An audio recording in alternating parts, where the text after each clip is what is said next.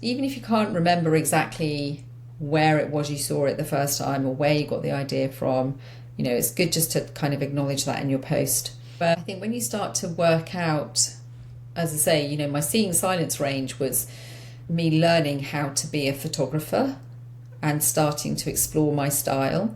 But then I started to question, well, what kind of photographer am I?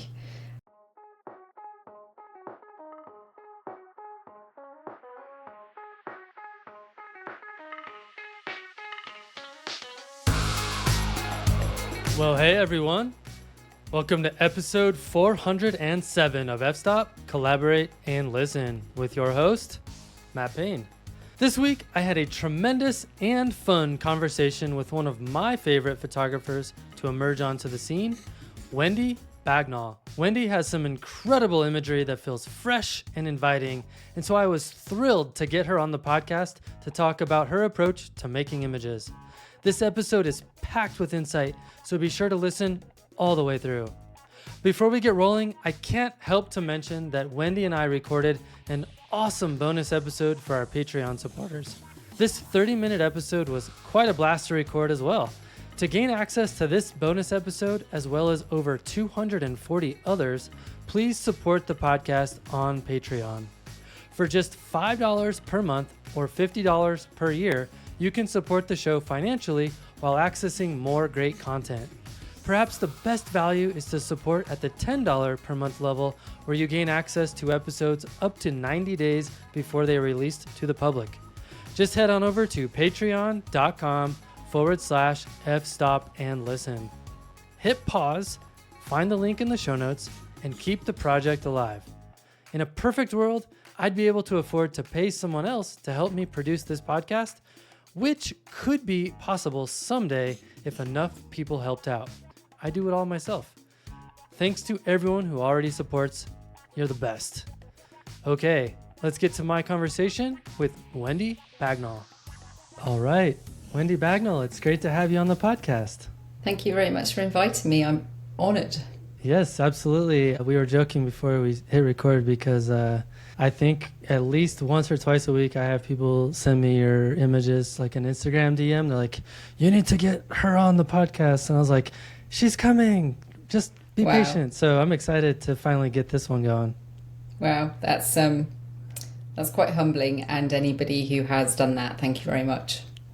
Yeah, well, I feel like you've got a really fresh perspective right now that I think a lot of people appreciate, and we'll talk a lot about kind of your style and your image making process later on in the podcast. But for people who aren't familiar with you and your photography, why don't you go ahead and tell us a little bit about yourself? Sure. So, well, as you say, my name is Wendy, and I live in the south of England in the county of Surrey, and I live with my husband and my daughter, who's almost grown up. She's nearly 18, so I can nearly pass on responsibility for all of her actions to her. And yeah, photography has been a really big part of my life for about the past 5 years. Prior to that, it was something that I got into when I was quite young. My dad was a big photographer, as a hobbyist, but it was a big passion of his, and I think that's really where my interest probably stemmed from. Although at the time I was 18, so I was also kind of, being an 18-year-old. And I dabbled on and off. I remember I went on a holiday to Canada and I got my first digital camera. And then that kind of got upgraded to a DSLR when I was in my late 20s. And had a lot of fun with that, learning how to shoot manual and that sort of thing. And then, kind of career, full-time job, family, it all kind of takes over a bit, and mobile phones came in with cameras that were pretty decent, so you kind of transitioned to becoming a phone photographer, or at least I did.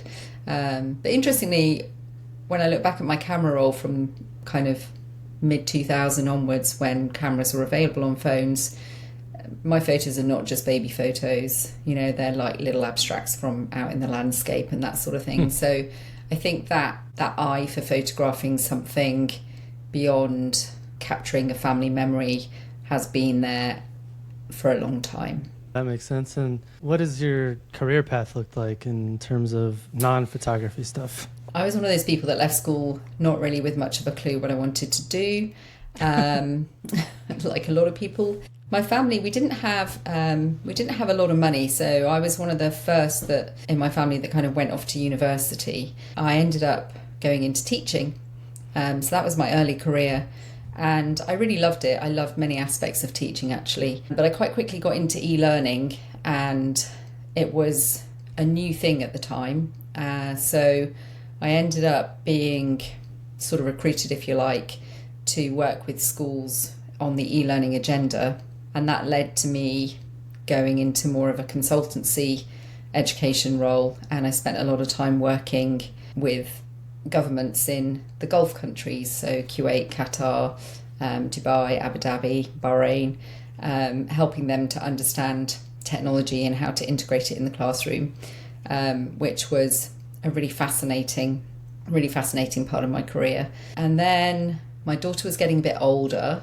I don't know about you, I know you have a son, but I feel that when they start school, it's actually harder than when they're babies, because all of a sudden they're interacting with all the social dynamics and all the rules, and they get upset a lot more and they don't understand things. So I had a little bit of time out, had a bit of a career break. And then for the last 10 years or so, I've been working in a government role in a kind of HR type capacity. It kind of fit really well with family life and the hours. And then not long after I started that, I developed a bit of a health issue, which we might talk about a bit later.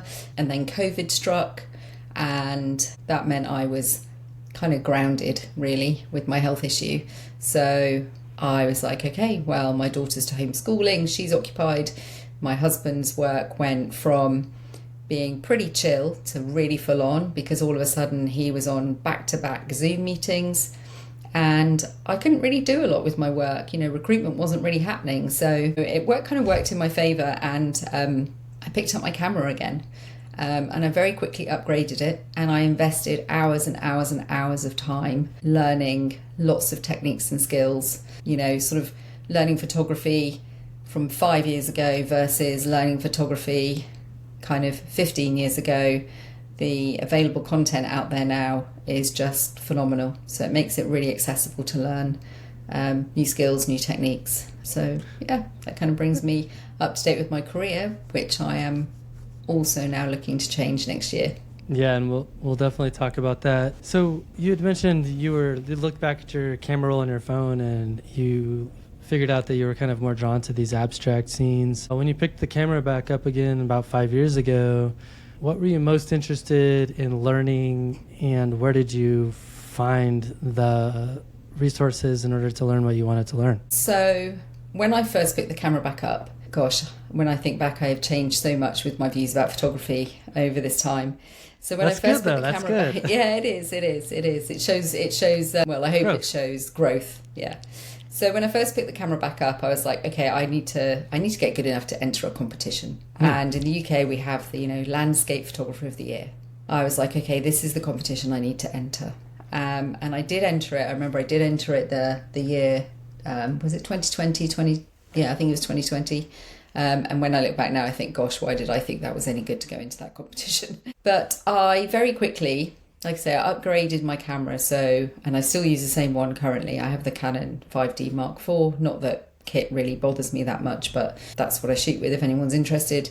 And I decided that what I needed to do was really invest time in understanding how it works as a piece of kit. And to do that, I decided that every single photograph I would take would be in manual mode. So I would go out for hours on end, and bearing in mind again this was COVID time, so it was all my local landscape. And the southeast of England, I think, is quite underrated as a photography destination, if I'm honest, particularly for intimate scenes.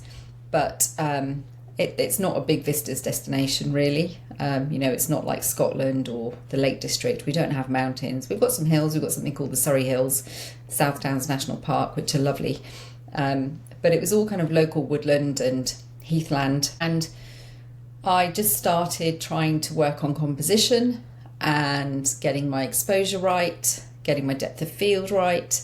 And I learned quite a lot from watching some YouTubers. So Thomas Heaton and Nigel Danson were quite big ones. I also, a little bit of Alistair Ben. I also did quite a lot of reading, so I have a few books, but I also started reading wider as well, just generally around the topic. I read Sean Tucker's book, Meaning in the Making, which is brilliant. If there's anybody listening who doesn't know that book, hasn't read it, you need to buy it and you need to read it, because it really forces you to think hard about what you're doing. That's 2 podcast episodes in a row where that book has been mentioned. Okay. I had him on my podcast about, I guess it was like 2 years ago now. Right. And I wrote one of my favorite episodes. He's a good writer, and his reflections around creativity and where creativity comes from are really good. I really recommend it. So when I felt like I was kind of getting there with all of those skills and techniques, it was then a case of trying to work out, well, what do I want to photograph? What interests me? And I have to say, I think because we were in lockdown, it was an absolute blessing in many ways, because I think a lot of people have probably felt, well, I can't be a photographer because I don't live near mountains. You know, I don't have dramatic vistas. I can't get to Iceland. I can't get to the west coast of the US or the Canadian Rockies. I can't go and photograph Aspen in milky blue waters. You know, it's kind of, you know, we're sort of been bombarded, aren't we, with all these amazing landscape photographs that make everything else sort of feel a bit like they pale into insignificance. And COVID forced me to go out and look really hard at my local landscape. And we were quite fortunate as well over that couple of years. We had some really good hoarfrosts and we had snow, which are not common things around here. When you get them, they last a couple of days, so it becomes a bit of a frenzy to get out. But I just then started to feel like I wanted more. I wanted more than, a nice tree with a footpath or a stream running by or some autumn colour. And I came across the work of Valda Bailey. I was wondering if she was influencing your work. Because when I look at your work, I see a lot of Valda Bailey in there. Oh, that's interesting. So I was massively struck by her work. And I then from that learned about multiple exposure. But I do all of my multiple exposure in camera. So I know that there are different ways of doing it, and I don't make any judgments about whether somebody chooses to layer their photographs in Photoshop or whether they do it in camera. But for me, it's about making it in the field, because that's where I'm taking my inspiration from in the moment.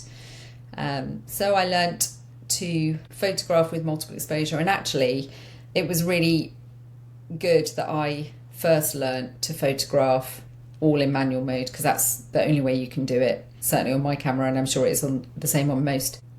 I'd already got those skills, so I could set my composition and so on and so forth. And the first probably couple of months were complete fails. I'd sort of get home and look at what I'd got up from the back of the camera, and it wasn't really inspiring me that much.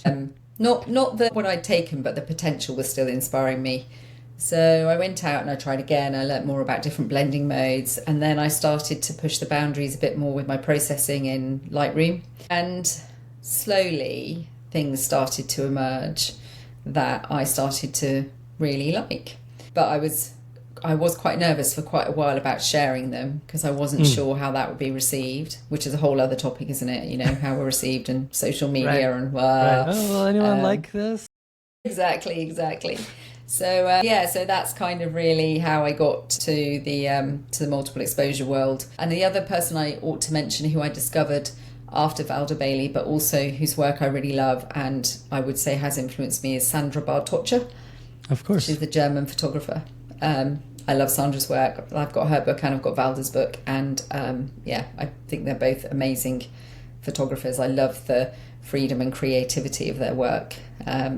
They have a very strong identity, both of them. Wow, well, there's a lot that we can unpack with what you just said there. Let's talk more about your process of creating images. I'd love for you to spend a little bit more time kind of talking through and describing what your actual process is when you're in the field to create your final image. So when I go out with my camera, I don't go out with any preconceived idea about what it is I'm hoping to come back with. I may look to go out in certain conditions, so mist and fog is always quite favourable for photographers. It helps to separate and isolate things in the landscape. But actually, even in the last few years, we've not had much fog and mist in the south of England where I live. So I still wanted to go out and make. So I had to learn to go out and make without fog and mist, in the autumn months. Right. And I go out and I just walk with my camera and something catches my eye. Something, whether it's contrast, whether it's sparkle, whether it's shape, whether it's texture, something catches my eye, and from there I kind of start to work with it. And over time I've sort of developed the multiple exposure to also integrate ICM with it. So sometimes I'll take 3 exposures that are sharp images and then 2 exposures that are ICM that are all blended. And what I love about it is the challenge of doing that in camera and then having to also get the composition right in camera, because if you look at my photography, some of it may be cropped from a 3:4 ratio to a square ratio or something like that, but I don't heavily crop. I'm not like sort of cropping in onto some tiny detail that was in a much wider frame. So actually looking at the subject and thinking, okay, where do I want that particular aspect of this composition to be placed in my frame, and which bits do I want to be soft and have motion, and which bits do I want to be sharp. So I can spend an hour with one really small scene. I have one photograph which I think is really quite abstract, and I'd never seen, this is not to say it's not been done, but I had never seen anybody do multiple exposure and ICM with small pockets of ice and grasses in a frozen pond. And that was one of the first pieces I created where I blended the 2 techniques together.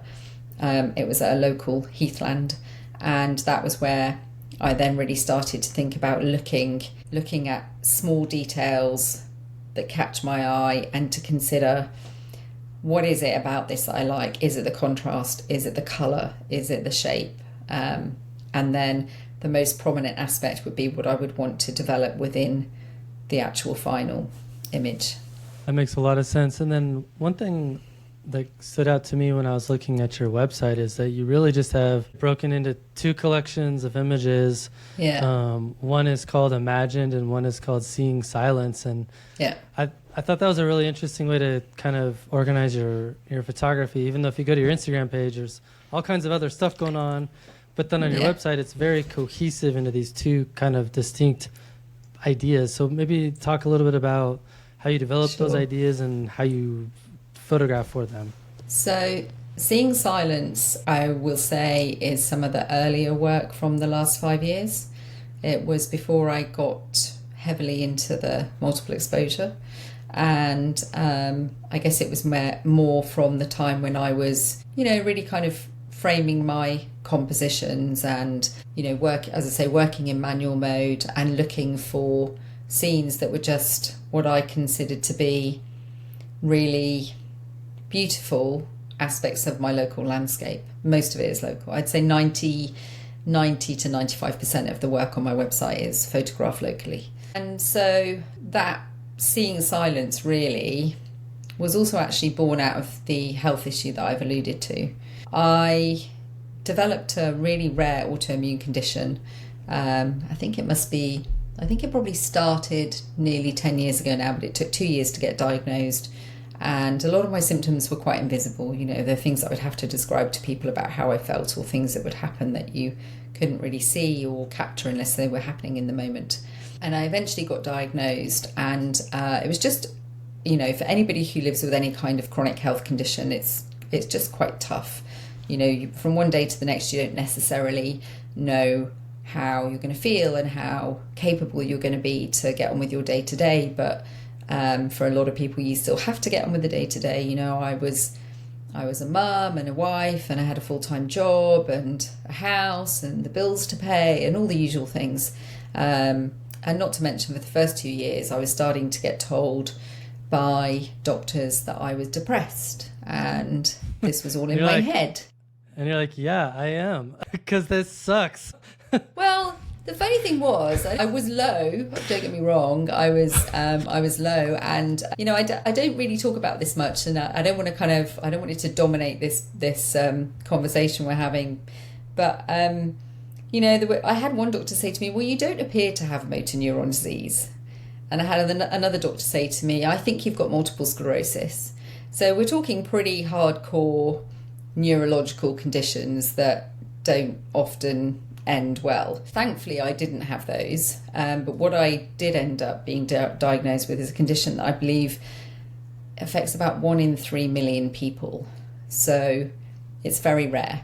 And it led to basically, it's autoimmune. I have an antibody that chooses to attack my neurons, and that caused a plethora of different symptoms. And over 7 years, I received a treatment called plasma exchange, where you have your blood rinsed. I'd have to go to a hospital in London, a specialist hospital, and it's like dialysis kind of thing. So you get plugged into a machine over 3 days, you have your blood rinsed out, and I'd have this done every month.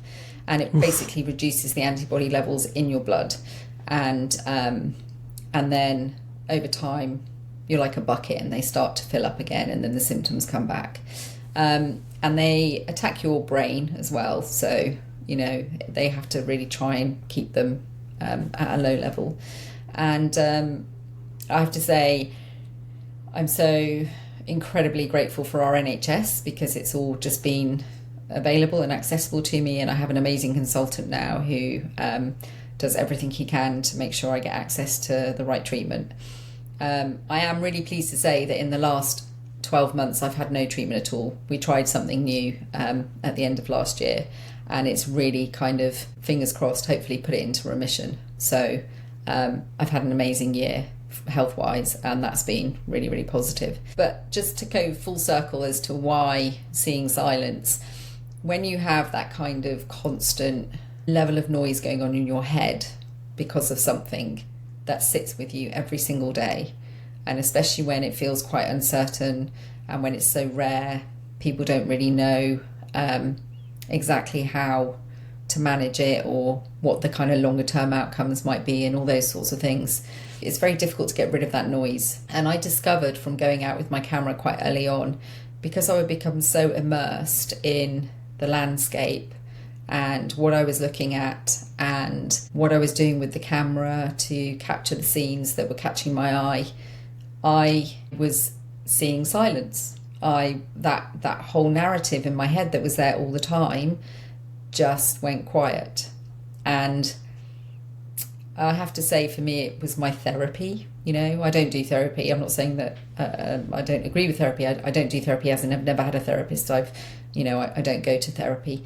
But that really was my therapy. And so that whole kind of seeing silence collection came from those moments in the landscape when I became so immersed and so involved in what I was doing, all of that noise in my head just went quiet. And so that was kind of what inspired that. Maybe that's a good segue to talk a little bit about the restorative power of nature and the creative medium within it through photography, and how that's shaped your voice in your images. Yeah. You know, I think the way I described the time in nature for me and how it was restorative, it was amazing for me. And the creative aspect really was then when I went into the imagined portfolio that I started to build, because I think that was when I just I went from appreciating my time in nature to becoming a creative in nature. Don't know if that makes sense, but before I was photographing because I loved being in nature and it was restorative for me, and I was fortunate that I loved photography, and so I put those two together. And there's an element of creativity in my Seeing Silence portfolio. I tend to go for more high key images, quieter scenes. I think there is a style that sits across both of my collections that was there in the Seeing Silence. But when I started to question, what do I really want to create? You know, what kind of photographer am I? And they were big questions, because when I first started, I was quite anti-processing. I was quite sort of... I hear that. I hear that a lot. I hear it a lot. Yeah, I was quite eyewitness, you know, and then, like I say, I came across Valda's work and Sandra's work and started to question that quite a lot. And once you start working in multiple exposure, well, you've already distorted the landscape anyway. You know, you've already turned it into something else. So then it's about getting the right tone and depth and shadow and highlights and, you know, contrast and all those things in the post-processing. So I guess that's how I went from, you know, that sort of restorative nature of the landscape is still there when I'm doing my imagined work, but I think I'm just blending my time in nature with my creative spirit, as it were, together at the same time. Yeah, and I'm guessing there's a lot of experimentation that happens when you're in the field. Yeah. And I also set my camera so that I don't just capture the resulting file with a multiple exposure, I capture all the in-between files. So I have to do a lot of deleting at some point, otherwise, you know, I'd use up every piece of cloud storage space on the planet. But that's it's really good as a learning tool. And actually sometimes you don't like the resulting file, but you like one of the ICMs that you took in the middle or something, and you go, oh, actually no, that really works. But it helps you understand why the resulting multiple file didn't work. So yeah, it does. Yeah, definitely. So earlier you had mentioned that your daughter is about to finish high school, and I got to tell you, that must be a huge relief. My son is going to graduate from high school next year. How has being a mom impacted your approach to photography? So first of all, yes, it is a relief. I don't know, I'm trying to think. So I think your high school is the same. So my daughter's going to turn 18. She's going to finish school, and then the next stage would be university, which for you guys I think would be college. So same. Yep. It is a relief just because of, you know, she's just learning to drive just now, and actually she's ready to take her test. So soon we're hoping we'll stop becoming quite such the taxi service, which would be nice. Yeah. But also she's becoming her own person, and she's embarking on her own future, and she's going to do a gap year. So I'm excited for her and all the things that she's got ahead.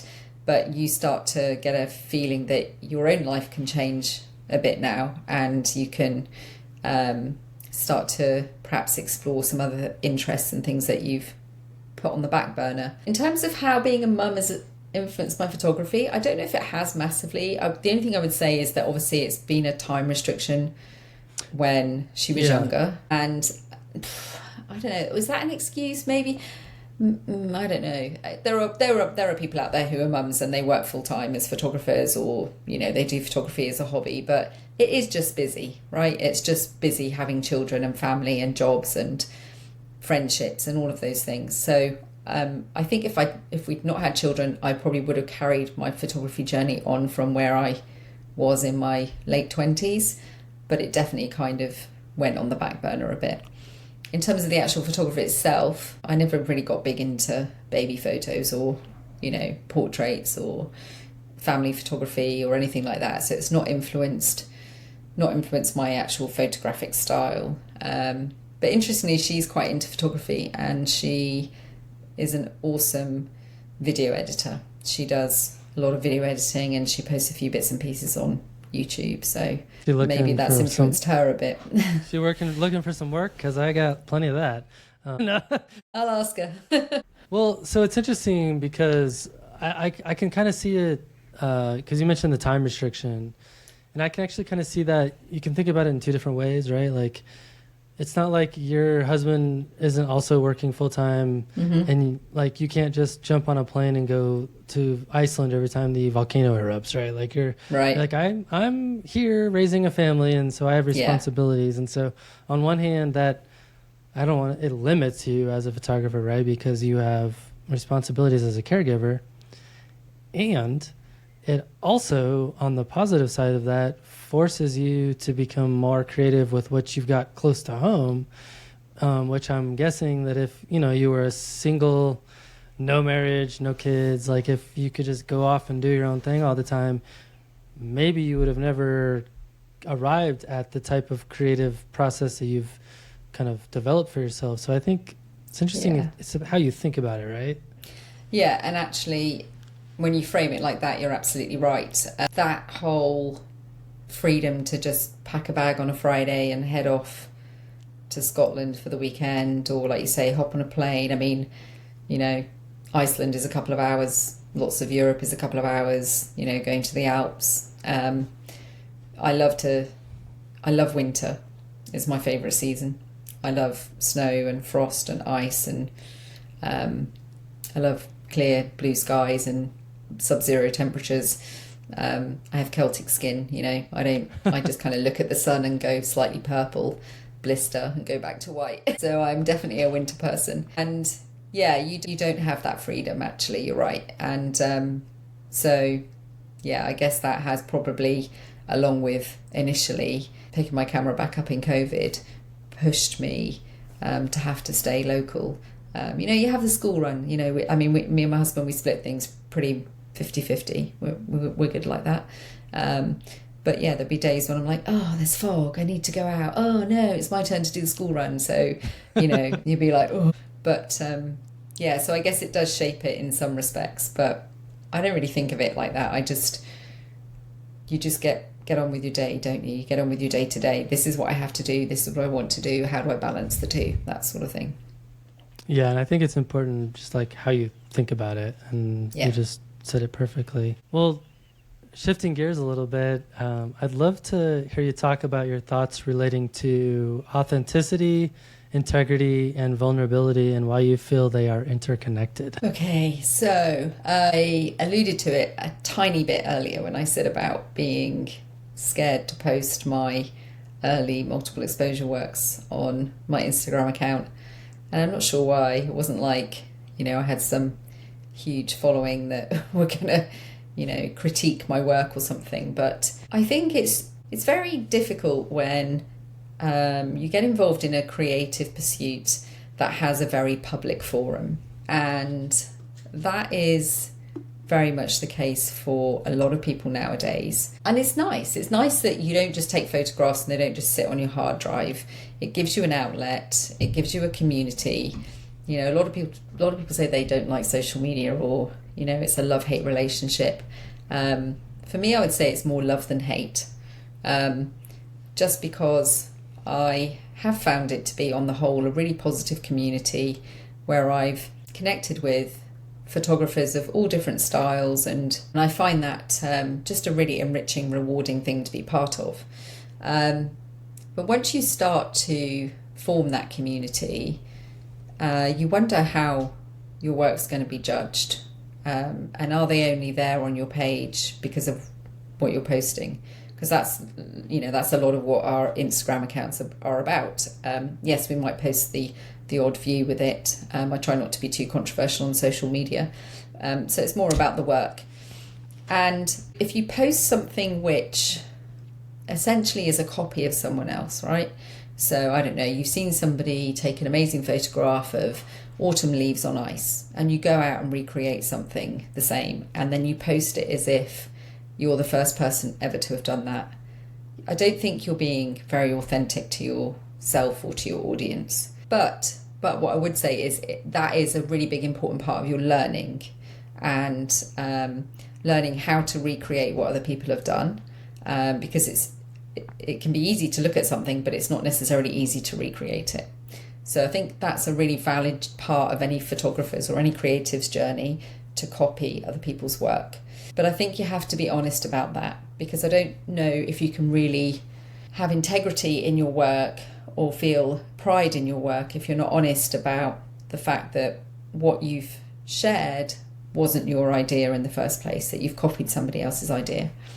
And even if you can't remember exactly where it was you saw it the first time or where you got the idea from, it's good just to kind of acknowledge that in your post. But when you start to, I think when you start to work out, as I say, my seeing silence range was me learning how to be a photographer and starting to explore my style. But then I started to question, well, what kind of photographer am I? And to learn about that, I really had to go out and experiment and play and look at other people's work and think, what do I like? Someone like Valda's work, there are aspects of work that I really love, and there are aspects of her work that doesn't always speak to me. So I had to question, well, what is it about this that appeals? And it was that layering, it was that abstract nature, and it was the technique. And then I had to go out and say, okay, well, I'm going to learn these techniques, but I have to make it my own style. And when I say make it, I don't mean force it. I need to find my own style. I need to find my own creativity. And that's where the vulnerability comes in, because you create something that when you look at it, you may think, this doesn't fit with 90% of what I see on social media, or it doesn't fit with what I've been posting on social media up till now. So you have to kind of be a bit brave and make yourself vulnerable and put new work out there. And at the same time, you have to kind of not care too much about the reaction, because if it's what you enjoy making and what appeals to you, what speaks to you, then it's authentic to you. And then I think you have that sense of integrity about your work, because it's come from you, it's come from your way of seeing, not somebody else's way of seeing. And that's why I think those three elements are all linked.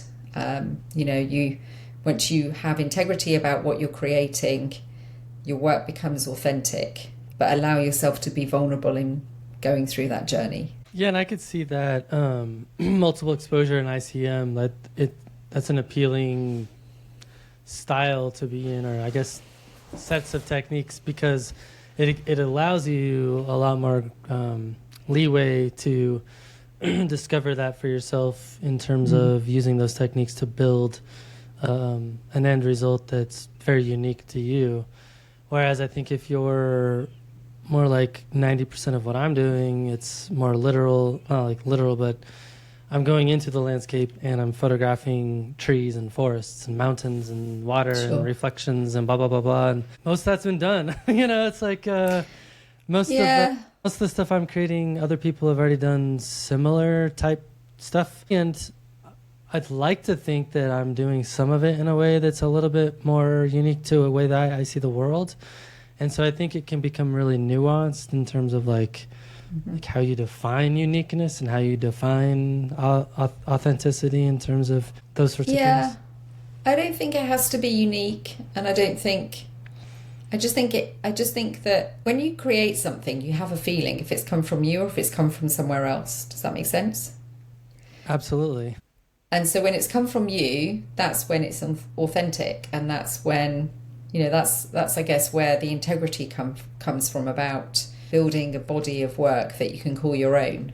So I don't know, it's hard to put it into words without sounding like it's judging how people approach photography, right? Because some people are not there to create a portfolio, they're there to go out and recreate perhaps ice with long exposure on black sand beach in Iceland, because that's what they really liked, that they've seen before. So sure. So it's authentic when it's what you want to create, and I think that comes from a feeling that you've created something that is true to yourself and it's true to your way of seeing. It doesn't matter whether it's unique. It doesn't, it's about your creativity and your creative style. And I think even with more eyewitness landscape photography, you go out and you still see in your own way, and that comes through on your profile, whether it's your website or your Instagram or wherever. You look at different landscape photographers' profiles and you can see a style, you can see preferred compositional techniques or approaches or aspect ratios that suit that photographer. Yeah, no, that's well said. It's interesting because you had mentioned two things. You said that you actually took the time to ask yourself, what kind of photographer do I want to be, or what do I want my photographs to be about or of? And you also wanted your work to come from within. And I found that like 95% of people don't ever get to the point where they're asking themselves those two questions. Okay. And so I'm curious, like, for you, at what point did those two questions become important? When I felt like I'd achieved what I wanted to achieve with the seeing silence approach. So once I got to the point that I felt I could compose a photograph and take a photograph in manual mode that was exposed correctly and process it correctly in Lightroom, whatever correctly is, I guess I get to a point. I think I'm a little bit at this point at the moment. I'm trying to work out if I've finished imagined. That's not to say I've finished with multiple exposure, but I'm trying to work out where I'm going next. I'm having, I think people talk about being in a bit of a creative funk or the hiatus. I think it's natural, and I think the question comes to me when I go out and I perhaps I stop feeling excited about the same small scenes, and I think, okay, it's time to start questioning what's next, where's my, because your creativity, I think it comes from places that you're at the time. And for me personally, because this journey started from a place of having a real struggle in my life's quite settled at the moment. My health has been much better. We've just moved house. Currently, this room's a bit chaotic behind me because we're just in a little cottage that we're renting until we can move into the new house that we've bought next spring. But everything's quite settled, and so I'm not going out being creative from a place of challenge or difficulty. I'm going out and being creative from a place of calm. And so maybe that's for me, not for everybody, but for me, I find it harder to find that creativity. So I guess over the next 12 months, I'll probably work out whether, I'm kind of asking myself the questions as we have the conversation. Over the next 12 months, I guess I'll work out whether it's being in a place of challenge that forces my creativity, or whether my creativity comes when it's ready to come. Does that make sense? Right. Yeah, it totally makes sense, because I knew you were going to talk a little bit about this, and I've actually spent a ton of time thinking about this for myself, because knock on wood, and I'm super lucky, but I've never had those kind of struggles with my health. I guess the closest thing is sometimes I drink too much. You know what I mean? So I have to that's the closest thing I can think of for myself, where it's I'm not doing great in that regards, but I never really see it intersecting the way I think about creativity or my approach to photography at all. And so, whereas I have lots of friends that they have lots of ups and downs and roller coasters in their life, and I find they tend to make very interesting photographs when they're in those funky places like you were describing. So I don't know. I do think there's something to that whole struggling artist thing that happens with people. The photography interest was there before my health issue. It was there for a long time, and I haven't always had that in my life, and I've had other periods of relative stability. I think one thing that I am really learning though at the moment is I'm not overly drawn to pure ICM work, because I do seek texture. And behind me there's an easel, and that is actually one of my photographs on the easel. It's a multiple exposure from the Isle of Harris in Scotland. But the reason there's an easel there is because I've started dabbling in oil painting, and it's kind of, I've got this urge to take my photographic work and look at how I add more texture to it. So I'm not saying that I'm going to suddenly become an oil painter, and maybe I'll look at mixed media photography. I don't know. I don't know where it will go, but there's a creative pull regardless. But I think when I had that struggle, the creativity definitely became a healing tool for me. And, it became a restorative thing. Well, and so much of what you said before too, I think depends on how easily you get bored with what you're good at. Like you become very technically competent. You're like, yeah, I know how to take a picture in manual. It's not hard. I know how to compose. That's not hard for me anymore. Those kind of things. And it's like you're seeking out new challenges. And I mean, I've definitely over the last 5 years, like I pretty sure I know how to compose pretty well. I know how to use my camera really well, but I'm not bored. Like I don't like where I have fun is like, okay, maybe I can try to seek out new subjects or new concepts or things like that. But when it comes to techniques, I'm not really at the boredom stage yet, but I definitely feel the boredom sometimes when I'm out. Yeah. Yeah. And maybe, I don't know, like if I travel, if I go somewhere new, if I go somewhere different, then the boredom goes because I'm photographing in a different location. So maybe the boredom's there if I'm using the same techniques in the same locations. Do you know what I mean? I'm a bit like, been there, done that.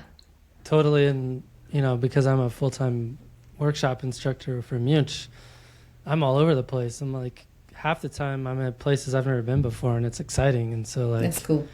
Yeah, so I guess maybe ask me the question again, like in 5 years or something, where it's like... Okay, you're on. I've been everywhere. And you know what I mean? I don't know. So, but yeah, it's like... I guess it just depends on how you're wired too, your personality. Like when I'm out, even on a simple hike in an aspen forest, little things draw my attention and I get excited about them still. And I'm not like, oh, I have to do something different. I'm just like, how do I arrange this composition in a different way that I haven't done before? Those kind of things. So it's, I don't know. I'm going to take that with me next time I go out. Because like sometimes I look at something and I go, okay, well, I've done that sort of working with backlit leaves and ICM and then layering on top and, but actually you're right, I should probably look a bit harder. Maybe that's what I need to do. Look a bit harder at some of those scenes. I mean, I think you're doing just fine. I'm just talking about my own things about... But it's good to kind of hear how other people approach it because you can get stuck in your own way of thinking, can't you? Absolutely. 100%. I mean, probably for the first 10 years of my photography journey, I wouldn't even get a long lens out. I was constantly shooting wide angle, everything. So, really? Yeah. I think a lot of people are like that. Yeah, I've always been a long lens gal. Oh, see, maybe you need to get the wide angle out. Yeah, maybe that's what I need to do. Yeah, I have a few wide angle, but not that many. Challenge yourself with some wide angle ICM multiple exposure. Okay, you're on. Next time I post one of those on Instagram, I'll tag you. There you go. Right. Challenge accepted. I love that. Well, I know we have like 100 other more topics, but one topic I did want to ask you more about was the idea of gatekeeping and location sharing. I recently went through quite a fascinating ordeal that frustrated me to no end. A bunch of people accused me on this Facebook group of gatekeeping because it's a Colorado Facebook group. Right. And one of the rules is like the photograph has to be from Colorado. And I posted this image that does not look like Colorado at all, but it was in Colorado. And that's what made it so interesting to me. Was like, this is in Colorado, y'all. Check this out. And I had like hundreds of people comment that it was either AI or fake or you're not telling us because you're a gatekeeper. And I feel personally very strongly about keeping locations close to the vest, especially if it's a place that can't sustain a lot of traffic or people visiting that place. And this particular image is a place that, there's no restrooms, there's no bathrooms, there's not even trails there. It's just like in the middle of nowhere. Yeah. And if people figured out exactly where it is, like there's going to be a trail and there's going to be trash and there's going to be toilets or poop and pee and all that stuff that's there. I'm curious, from your perspective there in England, like what are your perspectives on gatekeeping and location sharing? I don't see it come up as a massive topic on my social media feeds, certainly with my own work, because so much of it is intimate details and abstract. It could probably be, almost anywhere. Right. Grocery store parking lot. But occasionally somebody will say to me, oh, where did you take that? And I'm like, in England. I I find the concept of gatekeeping really weird. I just think if you're a creative and you're a photographer, and I think it circles back a bit to this integrity and authenticity, just go out to a location that you like, that inspires you, that you enjoy spending time in, that fuels your creativity, and make some photographs. Don't let your starting point be something else that you've seen that you feel you have to necessarily recreate. The reason, I think for me it's two angles. One, it's just go somewhere that inspires you, go somewhere that appeals to you. But to your point, I do agree that it's not about, it is kind of about protecting locations, but we've seen the damage that can be done when places become over visited by tourists or influencers or Instagrammers or photographers. It can cause quite a lot of damage, and there are lots of places in the world, in every country, that you can visit that are beautiful, or smaller intimate details that don't require big vistas. And so if somebody says to me, where did you take that? I'm not going to say, just because there may be other things that you're trying to protect in that location as well. It might be right on the edge of a village. It's not fair to villagers to suddenly have people turning up in the early hours, in the dark before sunrise, driving through their village to get to this location that you photographed. And as photographers, we all find our locations through our own, usually through our own means, our own exploration. And there are some books out there that you can get. I think there are some guides in the UK, good places to photograph in X location, so on and so forth. So I think I'm with you on this. I don't think you should feel obliged to share a location. For me, a huge part of photography and that restorative aspect is when you go out and there's nobody else. Boom. There. Exactly.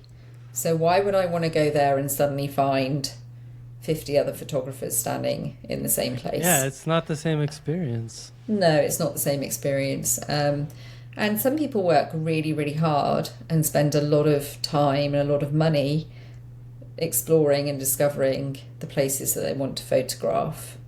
So why should they just hand it over to somebody else who just wants to pick it up and go straight there?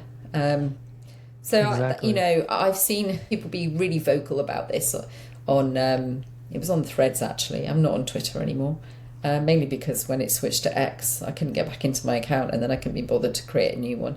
So, but I did see one thread where people were really vocal about it. And I just think there's no concept. It's not a concept, gatekeeping. It's like somebody's been somewhere and they photographed something, and if they don't want to say where it was, they don't want to say where it was. Move on.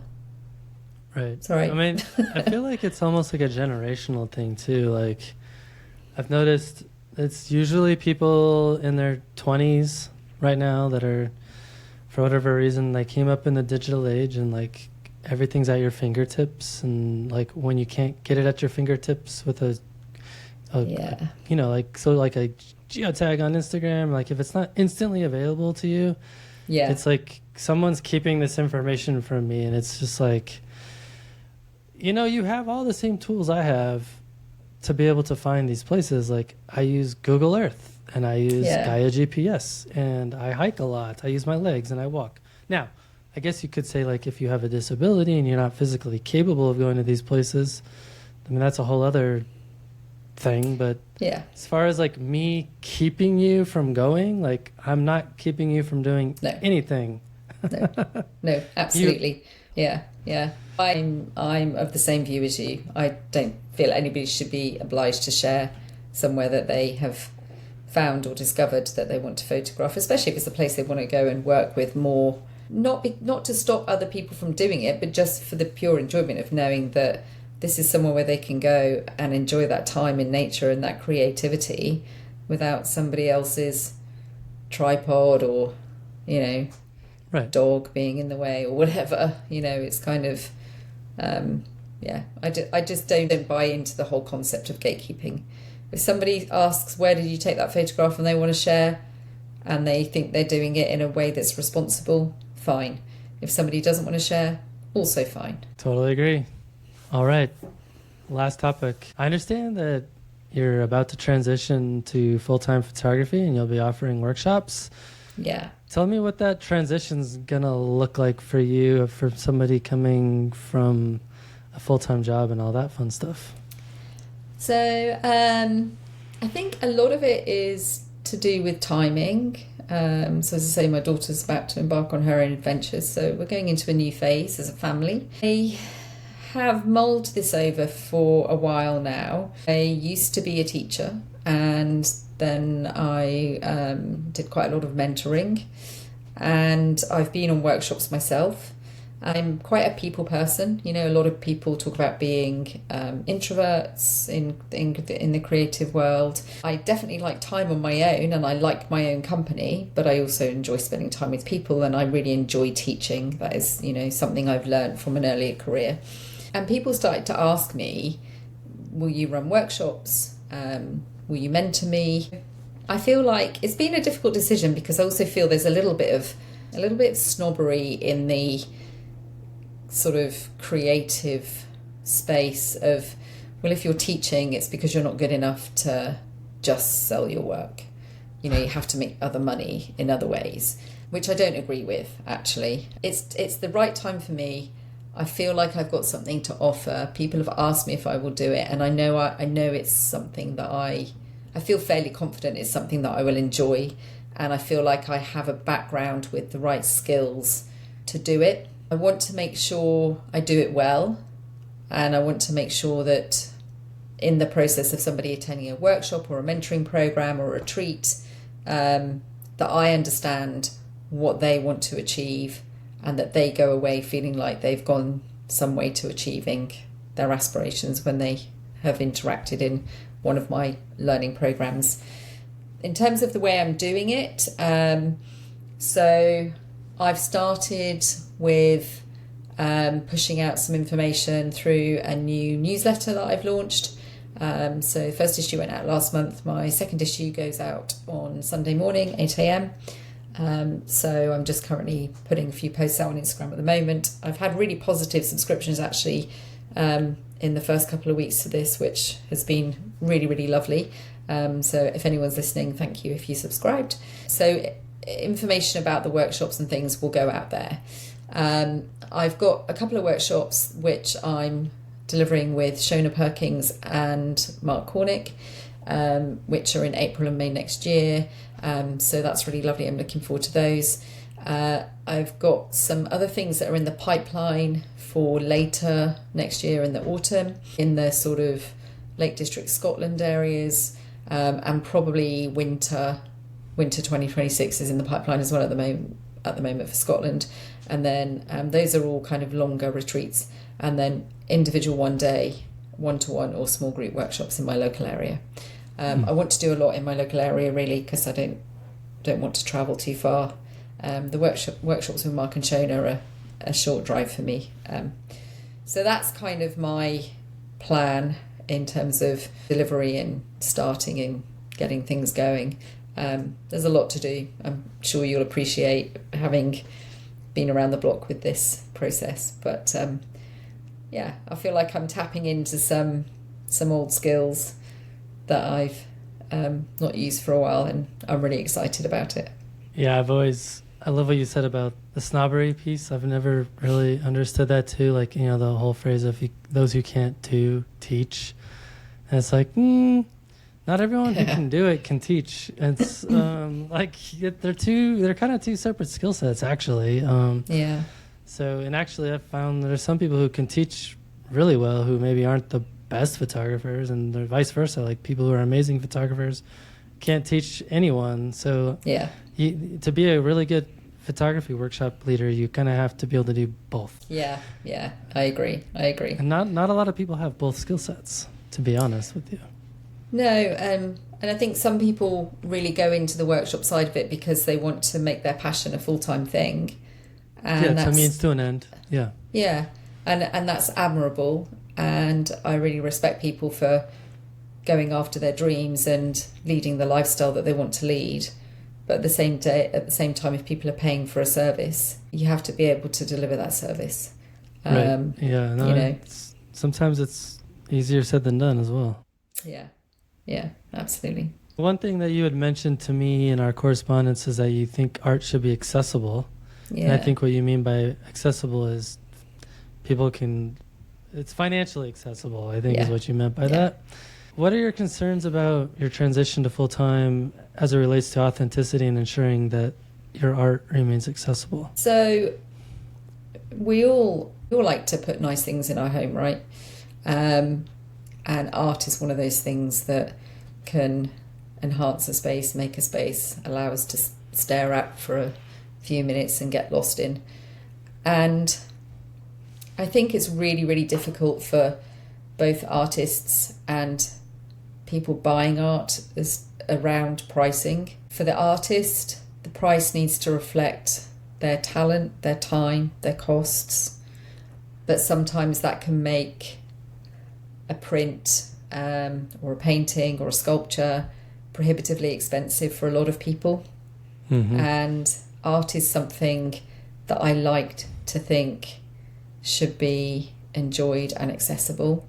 There are, of course, ways of buying art in more affordable ways, posters and, all kinds of things. But if there's an artist that whose work you really enjoy and you would really like to own, then for me personally, I am trying to work out and look at ways that I can make it accessible. So I have limited edition prints, and those are often the ones that you'll see in my collections on my website. But sometimes I'll put together a small collection of 4 or 8 images that I've perhaps posted on Instagram, but for me they haven't been collection pieces that I've put onto my website, and so I'll make those available as prints. I have a printer here, and I'll make those available as prints, up to A2, at a price point which I feel makes my work more accessible. And interestingly, I haven't necessarily had masses of sales because I've sold some prints for £60 as opposed to, the sort of limited editions that are printed large and framed professionally, for hundreds of pounds. I've not necessarily sold more of them, but it's just that when I have sold them, I know that hopefully it's made it accessible for some people. Because sometimes people email me and they say, oh, I love your work, I really want to buy one of your prints. I looked at this one on your website, how much is it? And you reply and then you never hear from them again. All the time. Yeah. And it's kind of interesting. I wish people would just reply and say, oh, that's a shame, I love it, but it's not in my price range. Because I might be able to go back and say, okay, well, completely understand that. How about any of these? Do they appeal? They're not limited editions. There's a maximum size on the print, but does this price point work? Or just useful to get feedback, from people to kind of understand what their expectations are. But yeah, so I think art being accessible and art that you like being accessible is really important to me. I don't like to think that people can't have beautiful things and that they're only available to certain groups of people. Yeah, I actually struggled a lot with that myself when I redid all my website in 2018, and I actually consciously decided not to do limited edition prints just for that very reason, and for a litany of other reasons. Like I have a whole article about my thought process on that, but kind of what I did is I have like loose prints that you can buy that are, like a 12 by 18 that's, I don't know, like maybe $100 or something like that. That's okay, more affordable for people who are just wanting like a nice print. Mm-hmm. But then I have other stuff like this thing. I mean, that's like 40 by 60 acrylic, which, that's like $2,500. And I'm actually not making that much money on that because it's crazy expensive to produce a 40 by 60 acrylic. So yeah. It's hard because I actually share the same values you do in terms of like making it accessible, but at the same time, if I'm selling like small stuff like an 8 by 10 or something, I'm selling it for, I don't know, $25-$30, Like You're not the making amount any of time money. you spend, like you're Yeah. spending all your time printing and mailing stuff out, and you're making I like know. $1. Like, Well, there's what do also we do? What the do we do? cost of the time that, the day you made it, the fuel cost if you had to drive somewhere. Right. It's. I think there's a perception that photographers, it's easy, it's cheap. You go out, you snap a picture, you put it through a printer, and Bob's your uncle, you're done. But it's not, and the hours invested in learning your craft and developing your style, it's no different to any other artist. I went on an oil painting workshop, and it was brilliant. I absolutely loved it.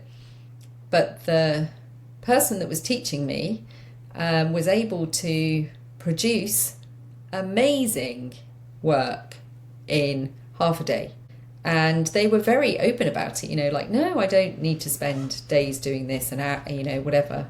And I thought to myself, it takes me as long, in fact, probably longer, to produce a photograph, because by the time you've spent the day out, traveling, capturing, coming home, and then cleaning all your camera gear and all that stuff, and then editing the next day, and then working out what paper you're going to print it on, and then if it's too big to print at home, ordering it, getting it shipped, and all that stuff.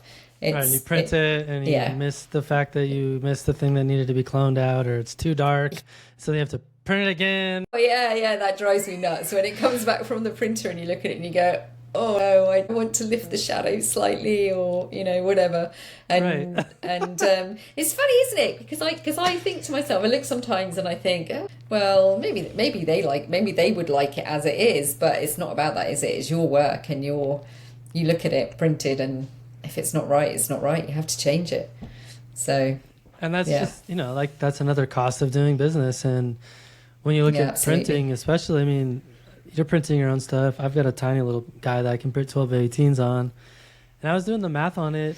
It's like for 12 by 18, you're looking at just the cost of ink and paper, and we're talking like a nice paper like Canson fiber rag or whatever, but you're looking at $20 at least per print. Once you're all said and done with and the materials to ship it, and absolutely the tape, and like everything that goes into like getting that to in someone's hands. And by then, like, so what you're gonna sell that for $40, and then like what? So you just basically worked for like $2 an hour or something like that. Well, exactly. Then add on your tax. Come on. So when you put that through your tax return, as we call it in the UK, and then you pay tax on your earnings, you've made like a couple of quid. So so it's difficult, but I like to try a couple of times a year. I'll put it on my social medias that for 1 week I have, a few prints available at I don't want to say more affordable price, because I don't think that's right. At a price point that is perhaps more accessible to more people. So and this is something I had to work through for myself, but it's all relative, right? Like cheap, or I don't know, cheap's the wrong word, but what's inexpensive to me might be incredibly expensive to somebody else. And what's incredibly expensive to me might be nothing to somebody else. And so, like, we all like relate it to ourselves. $100 is a lot, but then like for some people, like $100,000 is nothing. So it's and it's hard to remember that. But once I kind of got over that and realized like there's people out there where 10 grand is like, oh, just here's 10 grand. Like it's nothing. Once you realize those people exist, it's like, okay, I need to stop thinking about this. Yeah. There's too many variables. You can overthink it, and I don't know how. It's really difficult to place a value on any artwork generally. A few years it's only ago, worth what someone's willing to pay for it. Which exactly. Might be $1 million. I had a really big learning curve with it a few years ago. I was successful. In fact, at the beginning, actually, we don't really have time to talk about this, I'm sure, but I was saying when I was talking about competitions, and I was saying how I find it quite ironic now how much I've changed, because I don't enter competitions anymore, but I enter open submissions, and I have a reason for that. But I entered the Royal Academy Summer Exhibition in the UK, which is like, it's this huge exhibition. It's art exhibition. It's been going on since the late 1800s, and it's like a really big deal. But what's wonderful about it is they exhibit work from professional artists, household names, and then they have an open submission process for anybody anywhere in the world, and they accept just about any art form. And I was very fortunate that I had a piece accepted a couple of years ago, and I made it available for sale, and I had to say what price I was going to sell it at. And for me, that was a huge learning curve around selling my work. And it was priced, I'm not going to say the price, but it was priced, I think, respectfully for me as an artist and for the venue that it was going in. And I thought to myself, I just hope that the one that's it was a limited edition of 25. I thought, I just hope the one that's hanging on the wall in the RA sells, so I recover my costs, because it cost me nearly £500 to frame this thing, right? It was 24 by 36 inches with a 4cm border. It was decal edged, it was float mounted, it was in a art glass frame. It cost me a fortune, and that actually sold on the opening night. And then I sold 13 of the edition of 25 over the weeks that it was on for. So for me, it was a really big lesson in the value of my own work. And as you say, a piece of art is worth what somebody's prepared to pay for it. So you have to work out for yourself what's the right price point for you as an artist. And I can't tell you what that number is. No, it's difficult. It's really, really hard. I don't think anybody will ever really answer that question. Yeah. Well, I mean, it's real easy to underprice your work, and that's a whole conversation. But maybe what we could do is, when we're done, we can do a little bonus episode on why you don't enter competitions, because I actually think that would be fascinating to hear your perspective on that. Yeah, because I know you're involved in quite a big one, so. Yes, yeah, and I actually would love to hear your thoughts on that. Well, cool. So I think I have just one more question for you before we do the bonus episode for Patreon, and that would be, who do you recommend for the podcast? I know you already mentioned Shona Perkins and Mark Cornick, but who are some other individuals that we should know about? So I find this really difficult, partly because I know you've already interviewed a lot of the people that I would recommend. Yeah, my bad. I'm sorry. No, it's all good. And it's great because I've listened to them and I love listening to them. There, in reality, there are lots of people that I could recommend for lots of different reasons, but I think I'm going to stay with people close to home in the UK. So Shona and Mark I've mentioned, they're both big ICM photographers. They're both really good. And I am collaborating with them next year, as I say. There's a chap called Stuart McGlennon. I don't know if you've interviewed him. Yeah, I think it's like Peak District is his website. Yeah, Lens District. Like Lens District, yeah. So he's based up in the Lake District, and he has his own gallery. He runs his own shop. He has a YouTube channel, and he's a brilliant photographer. He runs workshops and things. He's just a really, really good guy, really nice guy, and a really good photographer. And if anybody is interested, he also produces the best newsletter I've ever come across. Oh, really? Okay. I think he should be charging for it. It's really top quality. Wow. And so I think he would be a really interesting person to interview. Yeah, he's got a couple of images that have made it into our Natural Landscape Photography Awards books. Not surprised. He's got some really good stuff. Yeah, he does. And I think he's sort of being quite open about this, but he has his photography for his gallery, which is the kind of tourist market for the Lake District. But then he has his photography that he wants to take for himself, which may be more minimalist, or, he's got this beautiful photograph from Lofoten in Norway that I absolutely love, and I'm tempted to, perhaps buy that one when I move into my new house. But it's gorgeous. Anyway, so him I would really recommend. And Margaret Soraya, she's actually run a podcast of her own. She lives on the Isle of Harris up in Scotland. She has also developed and run, it's a creative retreat, but photography is quite a big theme with it. Mm-hmm. She also does painting as well. But yeah, she's been in photography. She does wedding photography as well. So she is, I think she's had a really interesting journey with photography too. She was on the show, gosh, like episode 140 or something like that. Really? And I was recently a guest on her podcast, and it was actually one of the best conversations I've ever had with somebody. So yeah, I recommend her big time. Yeah, she's great. Yeah, cool. There is somebody else I'd mention as well. There's a chap called Tom Dauben, Dauben. So he's just publishing a book. He photographs on Dartmoor. What I like about Tom is he does no post-processing whatsoever. So he used to chat to me on social media and ask me about my work and things. And he's really lovely, and he shares a lot of my stuff, which is complete, we're complete chalk and cheese in our approaches. He photographs a lot locally on Dartmoor. What was that phrase? Like chalk and cheese.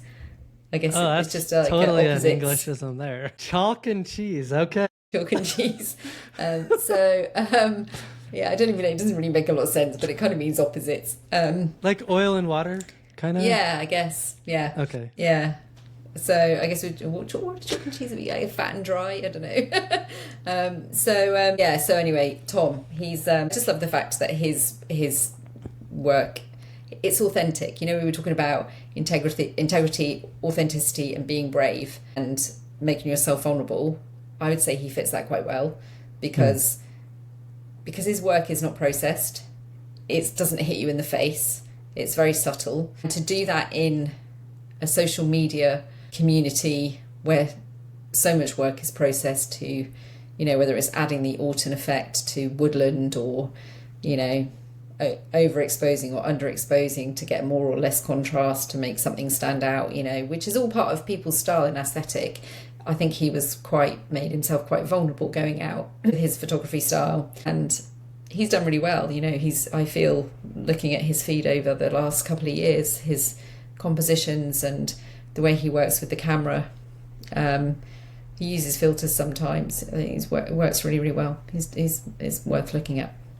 Interesting. Brilliant. I think an interesting journey. Awesome. Well, Wendy, this has been amazing. And if you're up to it, we'll do a little quick bonus episode. Sure. Yeah. All right. Well, thanks again. This was fun.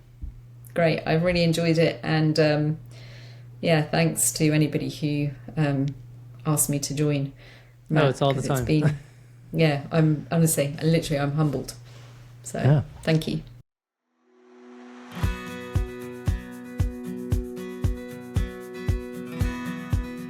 Thank you to Wendy for the tremendous chat. I had a blast, and I hope that others gained some insight into their own approaches to making images. Don't forget to tune in to our 30-minute bonus episode on Patreon. Since this podcast operates on the value for value model of monetization, I need your help to keep it going. If you get any value out of the conversations on this show, please consider supporting on Patreon or PayPal. Speaking of supporters, I need to take the time to thank our latest supporters, including Shelley Priest, Joanna Day, James Shoemaker, and Chuck Huckins. Big shout out to my friend D. Craig Young for making the most amazing pledge of all. You literally made my entire year, my friend. I'm beyond grateful for your support and encouragement. As a thanks to listeners, please feel free to download my latest free 95-page ebook that's all about composition and creativity, featuring my latest autumn photography. I'll put a link in the show notes for you to grab that. I appreciate each and every listener. I do this podcast for you. Cheers. Thanks for stopping in, collaborating with us, and listening. See you next week.